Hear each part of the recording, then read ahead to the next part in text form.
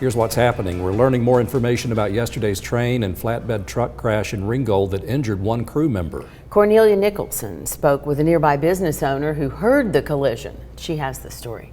High Street is back open to traffic after Monday's train crash, but now part of the sidewalk is in pieces and evidence of the accident is across these tracks.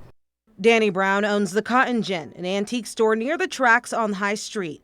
He was in his store with a customer Monday afternoon when he says he heard a loud bang. When I figured something had happened at the railroad track, so I looked out front and I seen the cops headed over there with their lights. Brown says in the 8 years he's owned his shop, he's never seen anything like this crash. When I got out there, I was thankful that nobody had got hurt. I seen the driver walking around. Glad the truck driver had sense enough to pull the pin on the trailer so it would separate and not cause as much damage as what it, no more damage than what it did. Steve Quinn with Catoosa County Emergency Management says a flatbed truck carrying a tractor backhoe was crossing the tracks when it got stuck.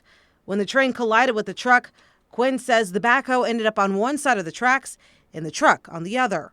The driver of the truck was uninjured, but a crew member on the train suffered minor injuries, and some oil from the tractor leaked across the tracks. Quinn says there are no environmental hazards from this crash. At no point were there, any hazards or threat to the public itself. That was the main reason that we responded, just to ensure that the public was safe.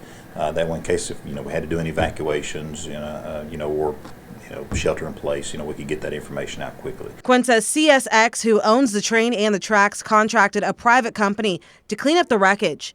A spokesperson from CSX says there was no impact to the main line and normal train operations have continued. Catoosa County Emergency Management says they are still investigating as to how the flatbed truck got stuck on these tracks. In Catoosa County, Cornelia Nicholson, Local 3 News.